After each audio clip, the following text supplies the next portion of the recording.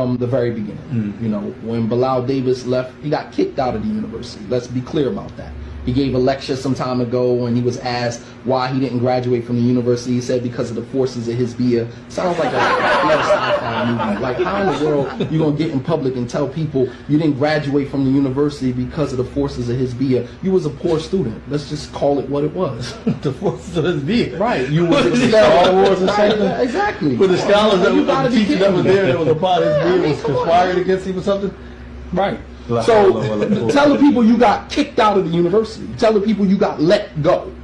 I mean, you know, nonetheless. I remember a student in college. This is the same guy who, you know, was expelled from the university 3 times, kicked out of the Islamic university 3 times. How do you get kicked out of an Islamic university? I still, just for the life of me, can't figure that out.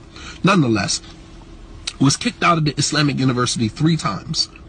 This guy from the UK, all right? Someone that, you know, many of you guys hold him to be such a big scholar, mashallah.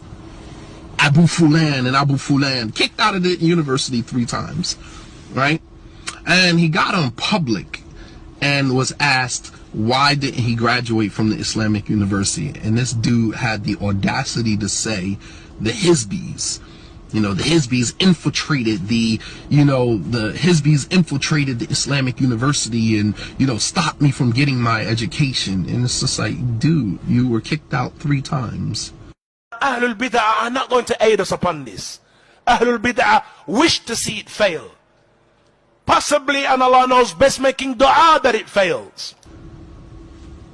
You spent most of your time there giving lectures to other students who, you know, here again, that lack of intellectual autonomy, right? You can't think for yourself. Here you are at the prestigious Islamic university, and you're sitting learning from Abu Fulan and Fulan, rather than going and sitting with scholars that are right there. As a matter of fact, to make things even worse, you had students of knowledge telling other students not to sit with certain scholars.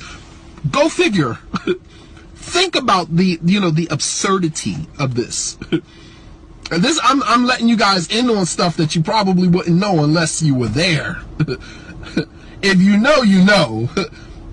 But some of you will never get the inside story because, you know, we come back to America and we try to, you know, paint this picture that everything was all good. I'm a realist, so I live in a real world. I'm sorry, I can't, you know, I'm not going to play that role, and I'm not going to paint that picture for you. I'm going to tell you what really happened. I have my brother Abu Hakim Said Medina. Okay. I have my brother Abu Hakim Said Medina. العالم أخي دور رسول الله سبحانه وتعالى